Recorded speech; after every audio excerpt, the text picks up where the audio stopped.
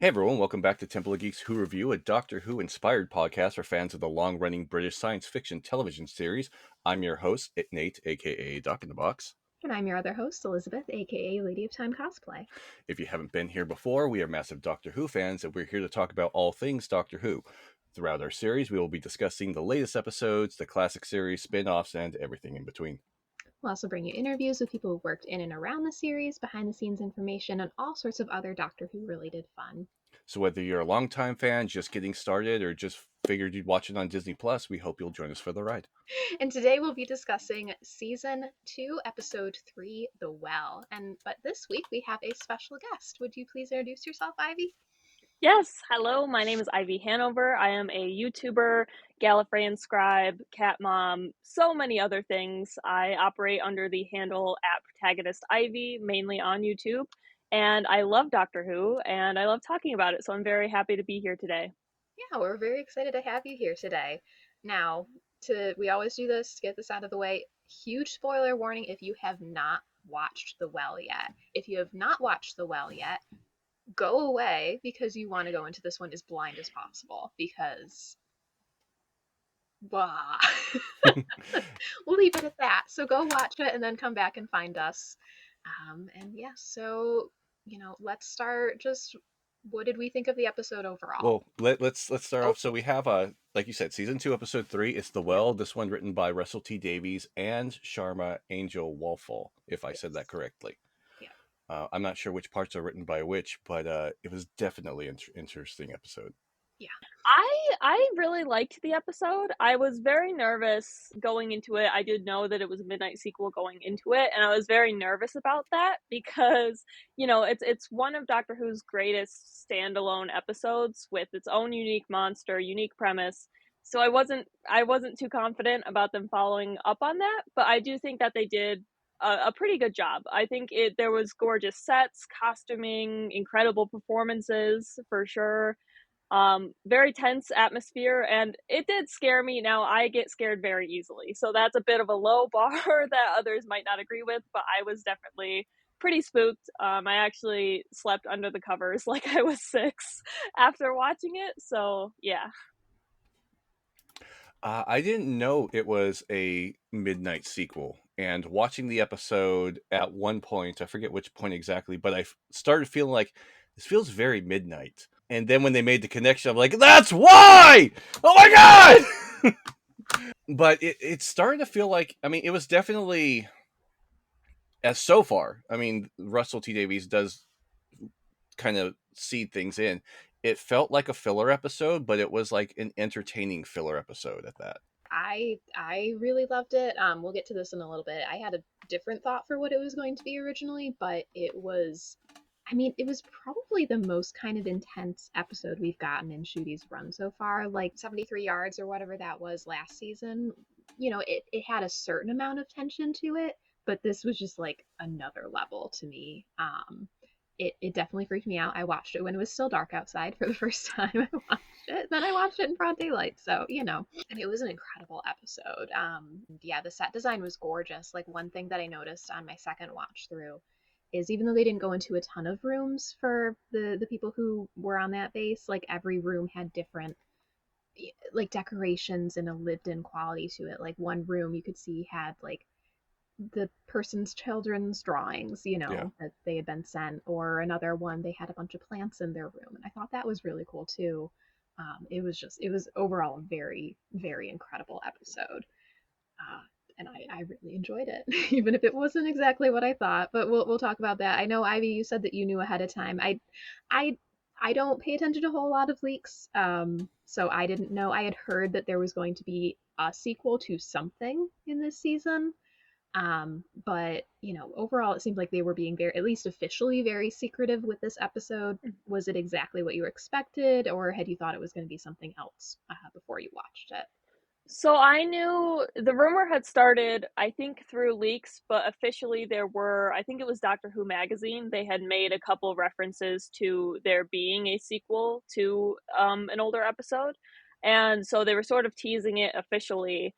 And I think the moment that solidified it for everybody was when the title for the episode was revealed. They did all the gorgeous, title reveal videos for each episode title, and for the well in the background, sort of near the beds, you can see a clock strike midnight. And so everybody picked up on that, and that's what solidified it for everybody in that, yeah, that's probably going to be a midnight sequel. I have not seen that. That's cool. Yeah, unfortunate. Well, I mean, I don't usually try to get spoilers or anything as well. Not why I don't get Doctor Who magazine, but like, I probably, even if I did, I wouldn't probably read it, because even last week's episode, people had put together the whole fan thing based on the articles that they were putting out also. Yeah, that was, yeah. Plus, Doctor Who magazine comes out like a month late here if you want the physical copy. And it's expensive because it's already, I think, like $11 US dollars when you convert, and then you have to pay for shipping or hope to find it somewhere. So it's just impossible I for know, us to get. yeah. I think some comic book stores will have it if anybody's interested. I think once in a while Barnes and Noble gets Barnes issues and as Noble well, gets it is where I sometimes, found it yeah. in the past. I'm gonna be honest, just because of where my brain's at in terms of other theories that I have about the season. I thought it was gonna be Gallifrey. I thought it was going to be Gallifrey because the Doctor had talked about, in the past couple episodes about how it was a ruin and abandoned and everything, and I thought it was going to be Gallifrey. Though when I watched it, one of the first things they talk about, like, oh, there's galvanic radiation. I'm like, huh, that sounds familiar, but I don't remember exactly what or Yeah. where. And then they started talking about the sun, and I was like, it's midnight. Oh, oh no. And that was a great reveal. I think maybe it might have worked slightly. I don't know exactly how they would have done it, but I feel like it would have been better like slightly later in the episode. But it was, yeah, it wasn't exactly what I thought it was originally, because like I said, I don't really look for spoilers and leaks and stuff. Sometimes I just happen to see them just by chance. There's been some theories that Doctor Who might be intentionally leaking some things to throw us off the trail, because the fans scene apparently did leak, and they of course make a joke about leaks online, so people have been theorizing that there were some intentional leaks. So part of me, for the briefest of moments, did wonder if it was going to be something else and they were just like trying to throw us off thinking it would be midnight, but that wasn't the case. So yeah, There was a brief moment where, because obviously we're leading, even Belinda. Actually, I'm going to jump on that for a second. Even Belinda became very intuitive, and I'm liking that about her. She's like, if the TARDIS isn't broken, then what's wrong with Earth? It was like, that's very advanced for most of these companions to jump to a conclusion like that. So there was a brief moment, because they were supposed to be landing on Earth, I thought, to be casting the Vindicator lines with. So Earth, if it's not there 50,000 years in the future, I thought maybe they landed on Mars, because it did kind of look like a water on Mars base. And when they were talking about like the Earth, the sun, the star, the planet, or whatever, I thought, since nobody had heard of Earth, that they were on Mars because Earth wasn't there. For a brief moment, obviously that it wasn't the case, but there was a second where I was wondering if that's where they were. that would have made sense, because I think a lot of people, when they heard about a sequel, thought it was going to be either Midnight or Waters of Mars. Like they thought it was going to be one of the standalone episodes was going to be the sequel. So that could have fit. yeah. I did at one point when I had heard about the fact that there was a sequel somewhere in this season. I thought, oh, is this going to be a sequel to Orphan 55? Um, which There were a lot of them, isn't yeah. 13's era is not always my favorite, but even like I feel like among people who really do love that era, it's not like that beloved of an episode. So it would have been weird to have one as a sequel to that. I don't know. But that was a thought that I had at one point There were before. so many ways they could have actually gone with this, because it could have been Waters on Mars. Obviously, it was Midnight. There was a brief moment also where I was like, "Is this the Satan Pit?" Yeah, Um, so there, and I think there was another one. Oh, the what is the one? The one where the guy had the glyphs all over his face. I can't remember the name of that's it. the Satan Oh, Pit. that was still the Satan Pit. Yeah. Yeah. There were a number of ones that they could have gone off of just by the feeling of this episode when it started. Yeah, for sure. Yeah, based on something you said earlier, when Belinda said, "Is 2025 broken?" I was like, "Well, Pretty much, yeah. how far you want to get into this, Belinda?" Because, but yeah, just I loved that. I mean, on one hand, I do love it when the episodes all kind of run into each other. On the other, I do hope there is a gap somewhere so that we can get extra stories with the Doctor and Belinda, be that in Big Finish, comics, books, whatever. Hopefully, there is a gap in there somewhere so that we get more stories with them and have space for those stories.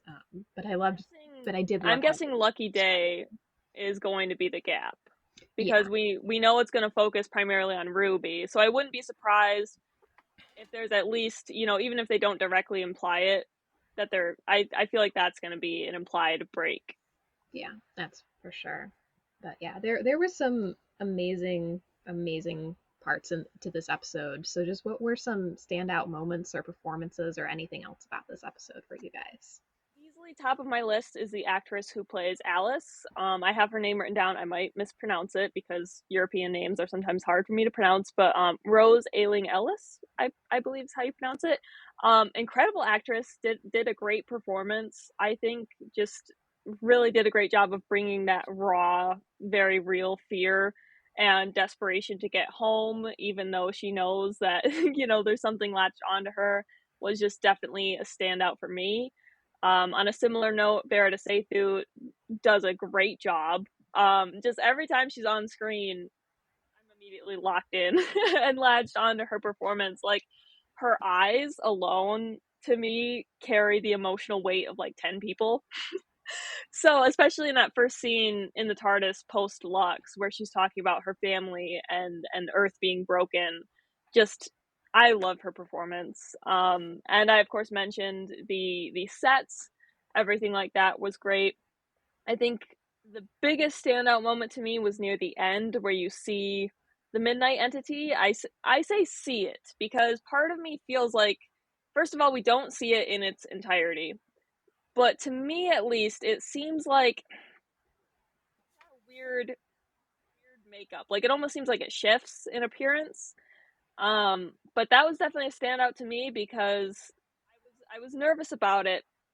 I think part of the magic of the Midnight Entity is that you don't see it, and that it's invisible. So I was nervous when we started to see it pop up, but I think it still maintains some of that illusion because even though you see it, there's so many gaps to fill, and it's so hard to see it and make it out because it's so quick or it's in the shadows. So it's almost like it's still teasing us in terms of seeing it, but it was terrifying every time that we saw it. I almost thought it was a liquid metal. Like when it started moving out of the door, I almost thought it was like a liquid metal. And when it was like, I was doing pause frames every time it would peek out, and you couldn't even see half of it. It was like maybe a quarter or a third of like a head, if you would call it a head, because it likes to play games. Who knows what the hell? It could have just been mimicking a form, but it almost looked like a rusted metallic surface every time it peeked out to me. So it might not even been the actual form, because maybe it was just screwing with everyone, because I don't know, it likes playing games. Um, as far as performance, I do have to Alice. I did love her character, but I also want to kind of highlight Shayla or Mm. Shaya, Mm. because originally I just thought she was kind of like a whatever character, and then through the course of not just her acting but story, you evolve. I started to like her character and was like really kind of proud of her at the end, and really sad to see her go, but it made sense. And I I don't know. I had this kind of like, oh, she's just whatever. She's there, and then at the end, I was like, oh my gosh, she's gonna sacrifice everything for Belinda and the Doctor. I will say though, when she started talking about like, oh, I was raised in the wildlands and I started shooting drought sharks at 6, I in my notes I wrote, okay, Luke Skywalker. I was thinking Anakin.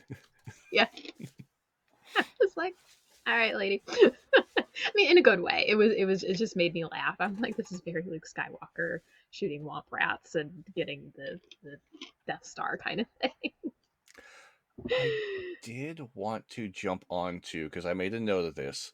Hmm. I usually, so far, have loved the musical sequences when they change clothes. I have Hmm. loved every single one. For whatever reason, to me, and this is my opinion alone, this one felt weird and out of place. I Yeah. don't know if it was Britney Spears' Toxic that hasn't been used since the Ninth Doctor era, or if it was just because they just happened to jump into spacesuits that were the exact same spacesuits that they were landing on. That was kind of weird too. But for whatever reason, it felt out of place this time. And it wasn't actually until I was thinking about the Ninth Doctor episode when Cassandra had them play the jukebox that I realized also these scenes to me feel like they're missing the Doctor yelling like hit it to the TARDIS or something, and then the TARDIS in the jukebox pulling out like the record of what's playing, putting it down as they run in and do the sequence. I think that'd be a really cool visual thing if they had the jukebox actually interacting while these scenes were going on. Yeah. Yeah, I agree that it did feel kind of out of place. I think maybe one thing that might make it feel out of place is that the other, musical cues when they change clothes sort of fit the time they were going to. Whereas it didn't really fit with that when they got dressed in this episode. I mean, who knows? Maybe they did land at the same time the Earth was getting destroyed and this is just across the galaxy. Who knows? But I think that might be a contributing factor for me is that it doesn't quite fit the vibe of where they've landed and the outfits that they're getting into. No, I did check that because that was my honest thing. I was like, oh, maybe it is a callback to that time frame. So this was 500,000 years in the future, and what was the name of that episode? The Uh, end of the world. the end of the world. Season 1, episode 2, the end of the world. That took place 5 billion years in the future. So Okay. Little I thought, far off. yeah, I thought the same thing too. Like maybe that's a callback to that time frame, but it unfortunately wasn't. The five was the only common factor. Yeah, like my only thought for maybe why it was toxic was because like, oh, they're going to be going into a toxic environment, but it just felt Mhm. so. I mean, yes, okay, technically that episode was 20 years ago, which is insane to think about, but it's such an iconic moment in that episode that it just felt weird to reuse that song not that close to when that episode came out, but when it's such a stick in your head moment for a lot of Doctor Who fans when they watch that episode. She brings out the iPod and says, has music from all of Earth's greatest classical composers, and then Toxic comes on and the Doctor starts dancing. Um, the one thought that I did have about why their spacesuits match is maybe there's some component to the chameleon circuit where maybe, it would be really cool to actually get to see the wardrobe outside of the little bit that we got into the 10th Doctor's first episode. But it'd be cool if maybe like kind of how like in the Barbie movie when she wakes up every day, whatever outfit is there is like going to be perfect for her day. Maybe the TARDIS was like, oh, here's the perfect outfits for what's outside my doors. That's the only thought that I had. That might be a cool little lore thing, but I think we'd need to see inside the wardrobe to really get an understanding for how and why that happened. Because I really thought they might address it in the episode, have Belinda be like, why did the spacesuits that we just got from your magic box match everybody else's? But we didn't, which was like one of my few little nitpicks of the episode. Yeah. Actually, I didn't even think about this till now. So in this episode, she's like, what if they don't speak English? And he's like, oh, the TARDIS translates. And they go right into a person who speaks sign language. So Mm-hmm. they didn't even have, I mean, technically, they might not have spoken English in the first place, but they didn't look alien. So it didn't feel like it was unnatural. And they went right into someone who spoke sign language. So it was kind of funny. Yeah, and I wish I know a little bit of like American Sign Language just because of the area that I'm in. I really wish that they would teach sign language as an option for a language other than English in schools. From what little I know, and mostly from having seen Under the Lake and Before the Flood, I think it was British Sign Language. I'll be interested to see and hear from people who are more familiar with sign language to find out if it was just straight British Sign Language or if they, just use signs like kind of based in that, kind of how like as far as I can remember in The Mandalorian, the Tusken Raiders use sign language, but it's not, I don't think it's strictly ASL either. So I'll be interested to see that from people who know more than me's perspective once the episode's out, or maybe once the behind the scenes episode drops on YouTube as well, which I am loving that they're doing for everybody now. I did love that the Doctor was able to do sign language this time. Like, it felt so unrealistic before when the 12th Doctor couldn't do it because the Doctor's been on Earth so much and knows so much. So I really loved that we got to see the 15th Doctor actually do sign language. And I did also really like the whole captions technology that they had. Yes. I think it was really nice to see technology, and even they mentioned laws, adapt for disabilities rather than just there being some sci-fi nonsense about, oh, well, technology and developments mean that there are no disabilities anymore, which is always gross when that happens. So it was really nice to see that instead of taking that approach, the technology in the future was very adaptive and welcoming to that instead. Yeah, even as somebody who can hear, like I would love to have captions for people in real life sometimes. Yeah, I really did love, because I did make a note of that. I really did love the fact that they had those kind of communicator badges that had the, I guess you would call, I don't know if you call it a virtual display or what, but it was really cool. Um, Jumping onto equipment, I was really annoyed that the Doctor and Belinda took off their chest pieces and stuff, because they said take off your flight packs, but no one dismantled anything else. So I was like, this is going to be really important later because they're probably going to need those. And they're the only ones who took them off. So why did they take them off? I don't honestly know if it was they assumed those were the flight packs and the Doctor was too prideful to admit that, oh, sorry, I was wrong, or what. I don't know, but I was annoyed because I knew that there was going to be a point where they needed to rush to put those back on later. Yeah.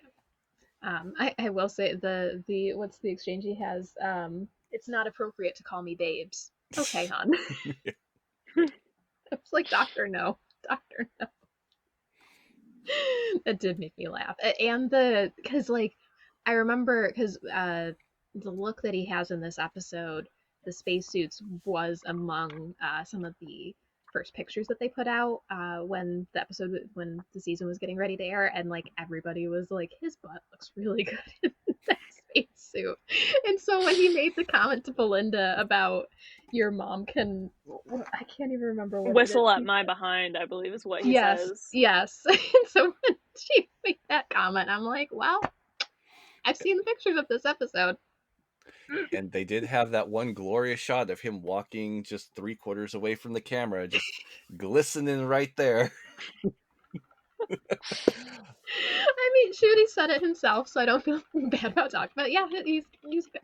I think I even remember seeing an interview with him where, for a little bit, like he was having issues like with the pants, and like if he moved wrong, he would split them. And I'm like, Oh no. I imagine the costuming department didn't like that, if that's true. but hey, if you got it, I guess. Yeah.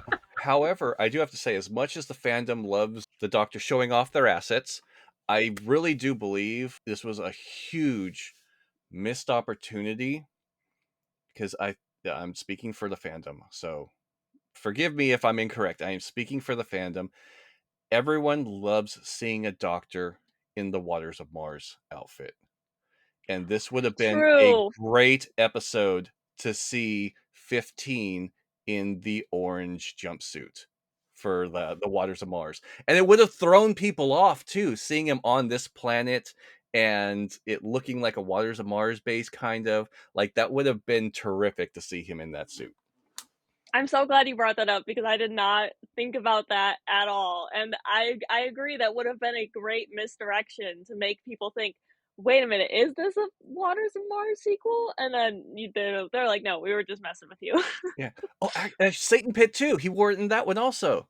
Yeah, oh, the iconic orange jumpsuit.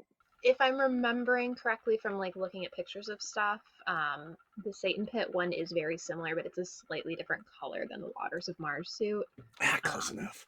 but close enough. I'm sure it's probably they but yeah, because that is a great look, the Waters of Mars suit. Because I feel it didn't.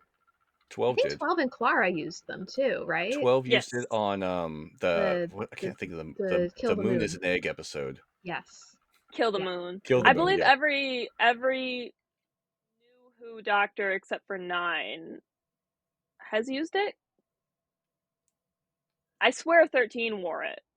I can't remember 13 wore it or not. I feel like they did, but I can't fully remember. We're gonna be so irritated when listeners / viewers are like, it was this episode at this time, and then we're like, But whether we're wrong or whether you know the episode, comment on wherever you listen to listen to this, because interactions help.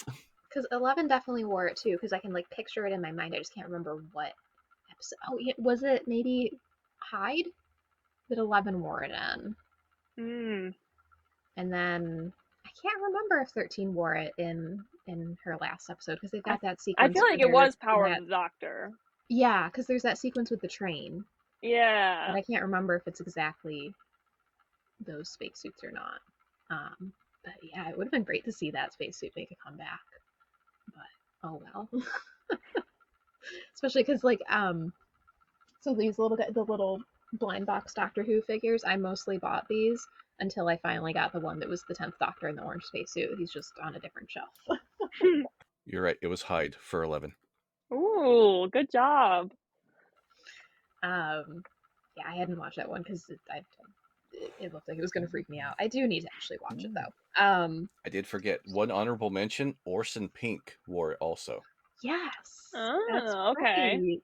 That's right. Yeah, it would have been a great little callback. I'm surprised they didn't. But again, he looks really good in it, and so does Varada. Honestly, everybody Yeah. looks good in those suits.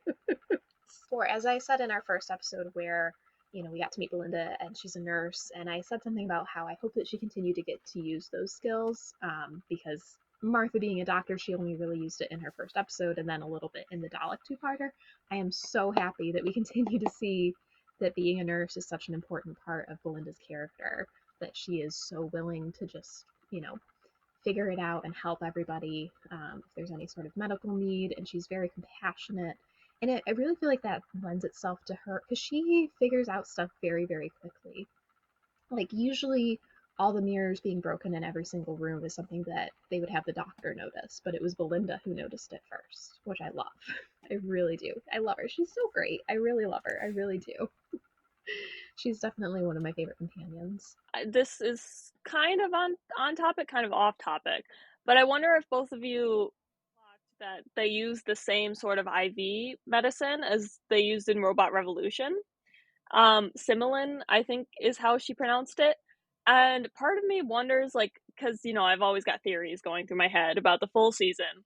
Part of me wonders if there isn't something to do with the human race missing, that the chemical makeup of humanoid people has changed, maybe to be like Belinda Chandra kind. I don't know. That's just something I'm keeping tabs on, I guess. Yeah, I don't know if we're gonna get any more episodes in the future of Earth or not. Past May 25th, 2025 or whatever in Offworld, but I'm very interested to see how that works with Earth being gone, especially because I'm reasonably sure that the song contest thing, they've said that Graham Norton is going to be in it as himself. So I'm not sure how that's going to work. Maybe it's like, wasn't it the Muppets movie where they kidnapped Jack Black? Oh, maybe. Maybe they just go back in time. That's totally different than what I was thinking.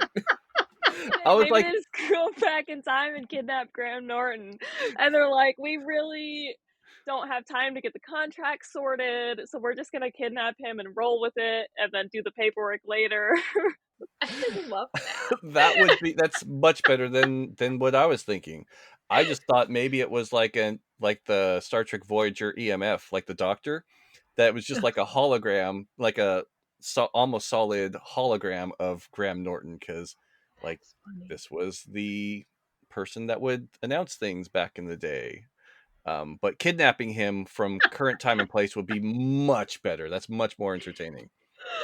I love that. Yeah, yeah. So I am interested to see how Earth being removed from history post 2025 will be addressed in the rest of the season. Because obviously, whatever next week is before, um, which that'll be interesting to see. Especially, I'm interested to see how they handle with there technically being two Belindas on Earth at the same time. Um, but Yeah. yeah, the episode definitely raised a lot of questions, even though it may or may not be filler, especially with the ending of the episode. I don't know if that's something that's going to come back this season or not. Um, but for filler, it definitely set up a lot, even if it's not filler. I kind of hate it when people use the word filler because but it's what it Especially these days, we don't have enough episodes to is. That too. have That's filler fair. episodes. I know. I That's why know. they're so annoying when they happen. Yes. Usually. I don't know if I would say the Earth has been removed from time or from the universe, because we definitely see what we assume is the destruction of Earth with all the landmarks floating in space. So it's probably just forgotten by 500,000 years in the future. These Mhm. travelers probably never had heard of it, or if they were descendants of it, had no idea that they were from that Mm. planet. Who knows? Yeah, Um, especially because they talk about how the biology is very similar. And it's kind of the same thing with Miss Belinda Chandrakind, where it's very similar makeup to humans. Because I don't know if that planet was meant to be in the future and the Schwupping kind of put him in the future, or if that's supposed to be concurrent Mm. to Earth or not. I just That keep wasn't thinking, wouldn't it be clear. funny if Belinda is kind of like a timeless child in her own respect, except she just spawned a great Miss Belinda Chandrakind that stretches to the far corners of the universe and lasts for millions of years. And into other universes too, because she was just on Andor this week as well. yes. It's not the timeless child parallel you were expecting, but it's the timeless child parallel you're gonna get, maybe. That theory I is love correct. that. Yeah, speaking of Belinda and like kind of my ongoing thought that so the first episode she knows the word TARDIS without being told. In the second episode she says, "Let's go home to Gallifrey." There wasn't anything like super clear in this episode, but I did have a thought and it is more than likely me just reaching, but I was like, "Oh, there was a moment where Romana had to stop her hearts to pretend to be Ted too in classic Who." But I think I might be reaching. But if it does turn out to be true that she is a Fob Watch Time Lord, then I'm not reaching. So I'm just putting that out there just in case. My only requirement, if she is Romana, by plot twist, is that they don't invalidate the Gallifrey audios. Yes. Just every night I go to bed and I hope and I say to the universe, please don't invalidate the Gallifrey audios. But I do certainly think that she is some form of Fob Watch Time Lord. Yeah. I kind of hope she isn't, just because it is really nice to see a human companion that is so capable and smart and intuitive like she is. But so many signs are pointing to it. My biggest please no is that I really hope she's not Susan, just because there's a lot of moments, I don't ship it as much, but there's a lot of moments that have made a lot of people ship them romantically, and I'm just really hoping that they're not getting bamboozled into shipping incest, basically, is my Uh, biggest fear here. We don't need So another Luke and Leia moment. no, please, no. So, but I do definitely think she's not human in some way, shape, or form. Yeah. There's just so many like it's not a huge thing, but there's just those couple tiny moments where you're like, huh, okay. Um though not completely related to this, but I did love that the doctor like they both had floor time to recover Yes, from I the loved that as well. I was like, Feels so oh, that's equal nice. to his companions. Yes. And I just, yeah, floor time. Big Floor time advocate. and TARDIS. okay, I do want to jump onto this. Was another episode I actually yelled at the screen at when I saw, and this was, it seems like a really small part before you even see the monster. When Belinda did her nursing stuff, went up to Alice and then saw the mark on her arm, I legitimately screamed out, "Oh shit," at the screen, because the mark was in the same design as, in my opinion, from what I remembered, it was in the same pattern as the empty child and the doctor's daughter mark. Yes. Now that you say that, Mm. yeah. It Yeah. wasn't exactly the same because makeup's come a long way Yeah. since then, but it was still in that kind of spearhead pattern. Yeah. Mm. Yeah, because I remember Interesting. Yeah. it's a very similar yeah, because they had that in the doctor's daughter as well. It was a very similar mark on the back of the Yeah. hand as well. Which none of them had any correlation to each other, but it was No. still something that reoccurred that was like, "Oh shit!" Yeah, and you talked a little bit what you thought the like briefest glimpse that we get of the monster the first time, it almost reminded me of the creatures that wound up being the Doctor and Clara and the other people in Journey to the Center of the TARDIS. Those like the charred kind of freaky looking things. That's what that reminded me of. But I so my theory on what it looks like is you see the part behind Alice, sorry, and it kind of looks like a head of some sort without eyes, but maybe mhm, a mouth that's closed. And then later, when I was, pressing pause and play very quickly to see it near the end where it's coming out of the shadows, it looks like it's that same part, but now there's teeth and a mouth that's open. But at the same time, me at least, it looks like for the briefest of moments, there's a different part to it behind that looks almost like it has eyes. Like there's a brief flash of white to me that makes me think of eyes. And of course, it's going to be really embarrassing if people manage to manipulate the image and it looks completely different to what I'm describing. But to me, it seems like there's a head or part of a body that has eyes, and then the mouth bit might be a separate limb just by the way it sort of moves and operates different from the rest of the shape. mhm. I have a theory on that, kind of, um, but I'm gonna work up to it. um, so the first jump scare, I missed it. I legitimately did not even see it. I had to go back, like, what did I miss? I mean, that there's definitely a sound. Was there something there? And then I replayed it, and I saw it, and then I replayed it slower to try and see if I can see it. And yeah, it to me it looked like a rusted metallic Mm. head shaped thing to me.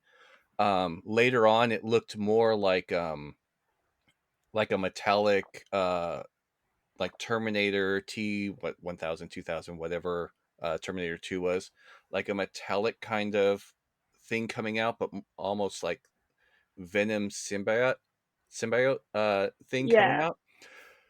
The and it wasn't even I didn't even think of this till now. I had this theory, but not correlating to this. So you said that it looked like it was kind of different, like it had different parts of it. And my thought was at the end of the episode, my thought was, were there two of them? And there was never one of them the whole time. And then when you said that it looked like there were different parts, maybe there were two of them. And at that point, um, and I have an idea of how maybe there were two. Maybe there was one originally, but we'll get to that. Go ahead. It looks like you have thoughts. I I thought this too because I mentioned I'm kind of working on a deep dive on how it might work because near when the end scene when Alice leaves with the other two soldiers, there's three of them in the airlock, but the airlock sign reads four. And so it kind of to me implies that it never left Alice. But then we see it presumably attached to Belinda, and then eventually it goes to Mo in the end. And I don't know, it just that's what I immediately thought is that there's either two of them or it's able to split somehow. Because in Midnight it is able to possess the Doctor while it's in Sky, which could imply that there's two there, or that it's able to split off somehow, like a worm, like a tapeworm, I don't know. um, but I definitely locked onto that too, especially with the airlock sign. Um, I did do a little Googling because I don't know much about science, to look into Mercury and how reflective it is. And I found out that it also refracts light, so it refracts an image. So I was like, maybe it somehow got duplicated in the reflection, but I don't think that's the case, because then it probably would have wanted the mirrors around so it could duplicate and be stronger. But yeah, I did immediately clock onto that. So that's why I got so excited when you brought that up. Yeah, I thought actually when the mirror thing, because it kind of contradicts the same thought. Like they broke the mirrors, or maybe it broke the mirrors because it didn't want to be seen. But I thought maybe the whole Mercury thing, when they did that, it didn't attack itself. It like birthed another one. Maybe I Mm. don't know. One thought is maybe the mirrors couldn't withstand whatever that force was, but because the mercury was a liquid and you don't break it the same, I guess, as you would a mirror. Maybe that had something to do with it as well. Yeah, And I like love more the idea that concentrated. there's two of them, because I did have a thought initially of like, oh, is this the same midnight entity that the doctors met before, because it's operating very differently than how we saw it in the original episode. Um, so yeah, that would be wild if there was two of them or more. I feel Well, like it that's was. yeah. Go ahead. Oh, I feel like it was the same entity, but it was just playing a different game. Yeah. Because they did say like it likes playing games. I one thing I did want and that I missed was at least at the end when they were in before the airlock. I kind of wanted the four knocks again, kind of like when they were in midnight in the train. But yeah, I don't know. Yeah. That would have been So cool. do we think that they're trying to imply that the midnight entity is also among the Pantheon, given the doctor's line about it likes to play games? I was nervous about that. I don't think they are, but I did get nervous about it because they also describe it. They say it came out of the well laughing, and I Yeah. was like, well, it better not have been a giggle, because listen, Oh, I do feel like that would retroactively kind of maybe cheapen the episode a little bit, because it's such a unique and different monster. I kind of want it to just stay as this really mysterious, yeah, completely unknown thing. So I was just like, better not have been a giggle. You can laugh, but you can't giggle. yeah. You just can't go ha ha ha ha ha. Yeah. Um, we've kind of touched on this already, but how well do you guys think this does actually work as a sequel to Midnight? I think it worked pretty well. I Part of me thinks that it's a little bit so different that it almost could have just been its own thing. Yeah, But I do think that lends to sort of saving it from the pitfall that a lot of sequels fall into when they're way too similar, that it almost feels like they're just rehashing the same thing for no reason. It did instead to me feel like it made a lot of sense because the Midnight Entity seems to have evolved. And because the way it behaves and its abilities are so different, that I couldn't expect anything any longer, because it wasn't like Midnight where, it's possessing people and stealing their voices. It's so much different to where you're just like, oh, this is almost a completely different entity, which makes sense because it's been 4,000 or 400,000 years, or it's been a long time. So I think it works really well because it's able to set itself apart from Midnight enough to where it could be its own episode if you wanted it to be, which is, I think, good. I agree. This could have very well just been its own episode, which in its own episode without the connection to Midnight, I guess it kind of just would have been like a meh, like a whatever episode. The connection to Midnight is what really like drives the nail in the coffin on this one. Not drives the nail in a bad way, but like locks it in. I will say that when I was watching it, I was like, "Oh, this kind of feels like Midnight," and then the jump scare. I had a brief thought of, "Oh, there's something on my back," um, Mm. and then when they did actually make the full connection to Midnight, I'm not over I'm not over exaggerating this.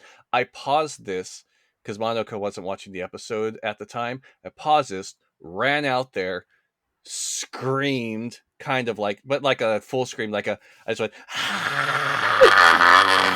she's like, "Are you okay?" yeah, I'm in the middle of the episode, and then like went back in and finished the rest of the episode.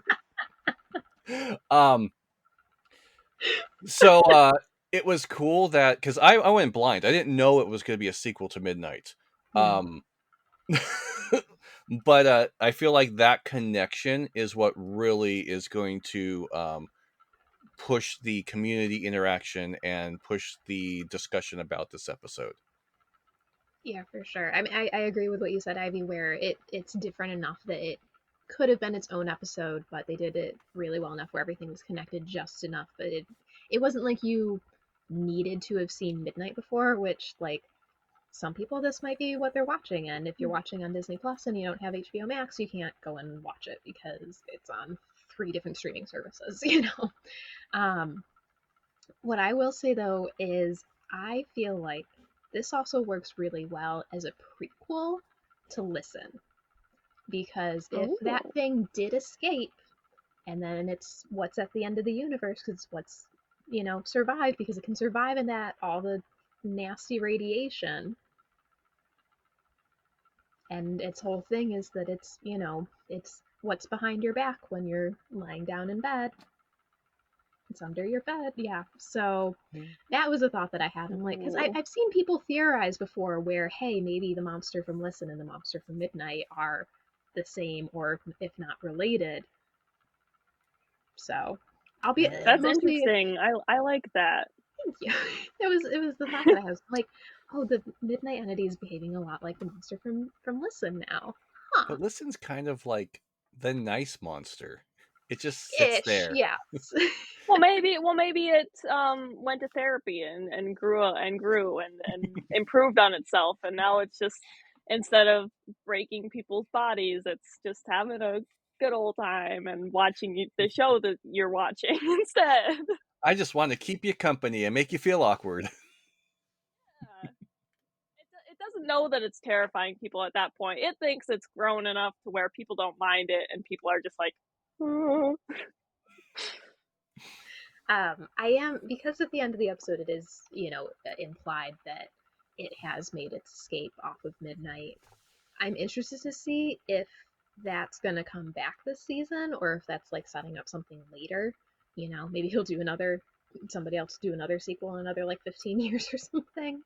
Um, but yeah, I'm interested to see how the ending, if that's because I feel like there had to be a reason why they decided to make it a sequel to Midnight and not just its own thing. And it makes me think that it's coming back this season, but I don't know. I'm not sure. I mean, And maybe it could be part of the Pantheon, and they're just not confirming it yet. And I'm gonna think I'm in the clear, and then it's gonna be the reality war, the finale, and they're gonna be like, and also the Midnight Entity. Although I think it's credited as it has no name, credits, which is very interesting to me. I prefer the Midnight Entity, but that's also a really creepy name. So, Yeah. or lack of a name, I guess. Being this one was not totally written by Russell T Davies, I don't want it to be part of Pantheon either. I agree that it being its own creepy entity on its like I agree that just leaving it be as it is terrifying enough. I kind of feel, especially since Russell T Davies didn't like write this episode completely on his own, that this was just to bring this monster back into the fandom to show that it still exists and to show that even beyond this episode it still exists and it is lurking for its time to come back at any point. But then again, we have between now, actually no, I would say between now and 500,000 years. I guess you could have an adventure between now and then, but it would still have to take place on that planet. So I just any episode that's beyond 5,000 years in the future, watch out. The Midnight Monster could be there. Well, and there could be multiple of them because of our theory about one being on Alice and one being on Mo. So Yeah. maybe they're all just lurking. Maybe it's like the Lupari and we all just have a midnight entity behind our backs at all times. Wouldn't that be horrifying? but yeah, it was delightful. It could be. Oh, the one thing that I do wish.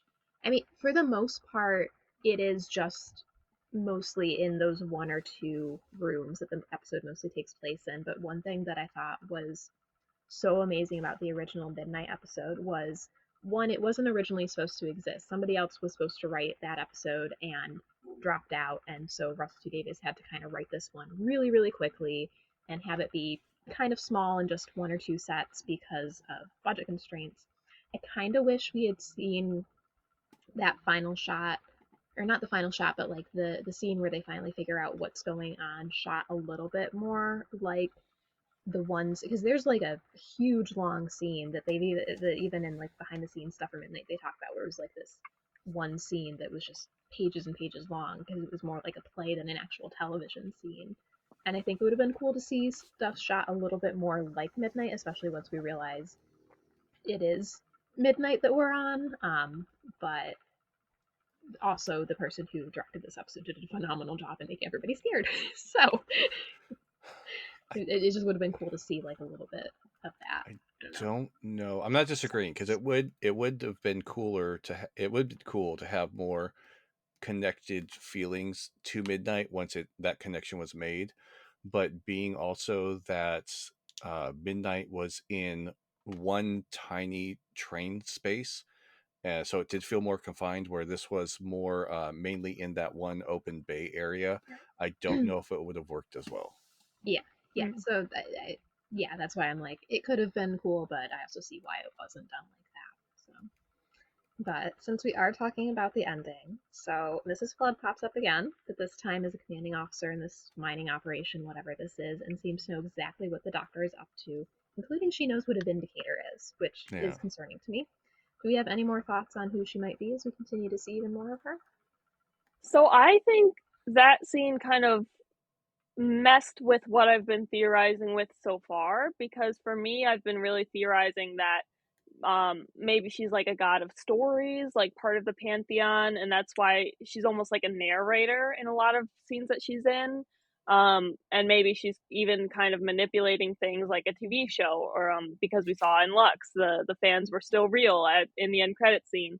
But I don't know, there was kind of an air in this scene, like she knows what's going on, but she doesn't, because she knows what the Vindicator is, but she has to ask Mo, like, was he using this, and kind of about what happened. And that to me just gave me this impression, like, oh, sorry, my cat is joining.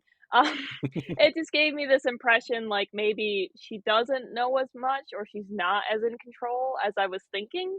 So I was just a bit caught off guard by, I guess, her behavior in that scene.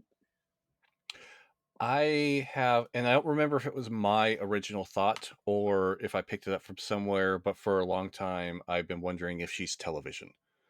Because there have been a number of things I've been pointing for that, even in the first season. There have been a lot of fourth wall breakings, even with the random coasters on the table being the legitimate graphic designer for Doctor Who's Instagram or whatever that QR code led you to.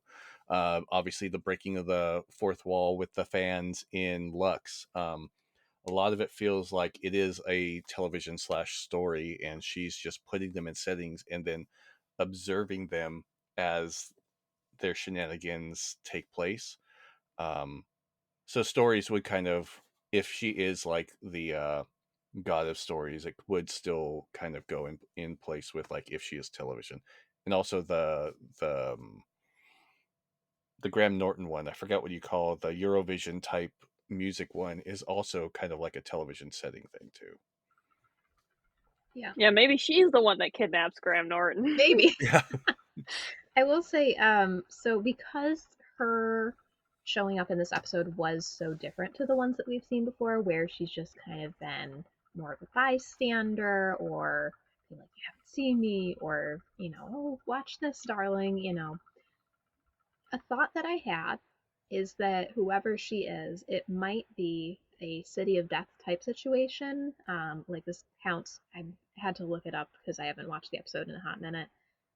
Scar Leone, The Last of the Jaggeroth, there was that whole bit in that episode where the idea was that there had been an explosion and he had been splintered in time. So I'm wondering if that's what's going on with Mrs. Flood, because she has that picture of the Vindicator from Lux. Where did she get that? Maybe she's time traveling as well, but my thought was like, are there just multiple versions of Mrs. Flood throughout history, kind of like we saw with Susan Twist's character last season, but this time she's more aware of that connection, like Scarleone was in City of Death. Mm. Was my thought, because especially because it was such a different vibe to her appearance in this episode. Like, honestly, it got to the end of the episode and I hadn't even had the thought like, oh, we haven't seen Mrs. Flood yet, that's weird. But then when she popped up, I was like, so I'm wondering if it's that, where they're kind of sharing information across the different versions of her. Oh. Kind of like he does in City of Death, because he's splintered across time, but they're able to communicate in a way. Um, so yeah, that was one of my thoughts. Whereas before I've been kind of like, oh, I wonder if she's the Ronnie or the Master or something to that effect. Now I'm wondering if it's a City of Death type situation. So I want to highlight that Disney Doctor Who posted a picture of Sunshine Sally on Instagram the other day, and it said Sunshine Sally plus depth equals. And there was an interesting comment that I would like to address from Whovian Life Art that said Ms. Flood. And if you look at her outfit and compare it to the outfit that Miss Flood had at the end, it's not exact. It's not one to one, but it is similar enough. And it made me start thinking about things. I did see that. I didn't know what to make of it, though. Yeah, it was like a weird thing for them to post versus what, like, the not the Disney Doctor Who social media post, because I don't think that the others, like, it was just Disney Doctor Who that posted that, as far as I'm aware, Yeah. versus where usually they'll post the same things, if not very similar. Um, And Disney yeah. Doctor Who did reply to it with eyes. Oh, Oh, interesting. So it could sorry, be my dog's. nothing, or it could be Yeah. everything. Who knows? But yeah, I do feel reasonably confident that it might be a Scarleone type situation. If anybody hasn't seen City of Death, it's a really great episode. I highly recommend it. And it's even better because if I turn out to be correct and Belinda is Romana, then you'll get to see more of Romana. Mostly my thing with Romana too, though, is that I really want them to bring Romana back so that we can get a regeneration scene with Lala Ward before that is no longer possible. Um, so, but we'll see. There's lots of theories, and I'm really excited to see where else it goes. Did we have anything else we wanted to talk about with this episode before we wrap up? I do, like, I guess one thing that comes to mind is Shaya's sacrifice.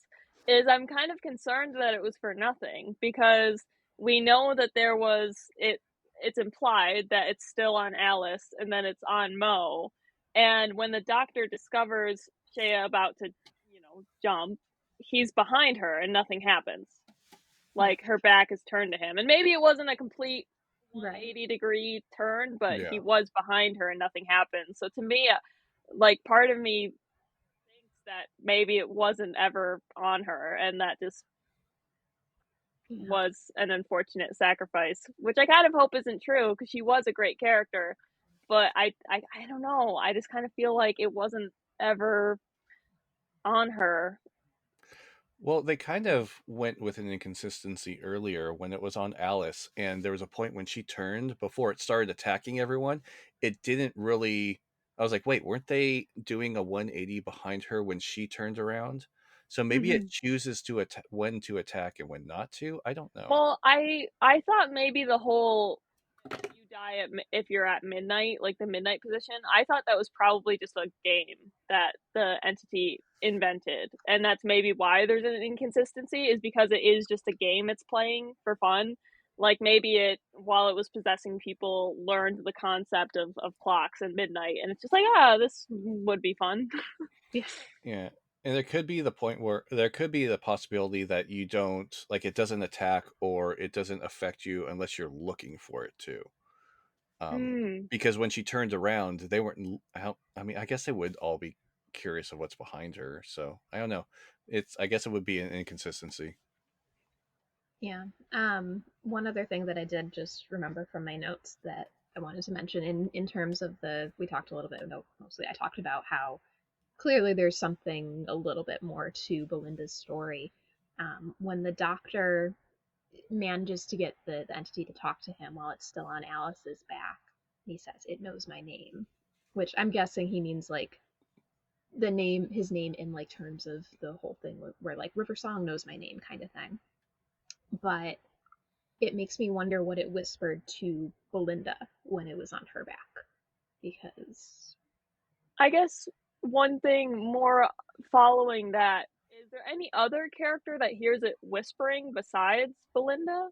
Because I feel like it was just her and the doctor that actually heard it, but I don't know, somebody might have mentioned hearing it whispering, because I know in Midnight, one of the characters does talk about, it gets in your head and whispers, I think is the line.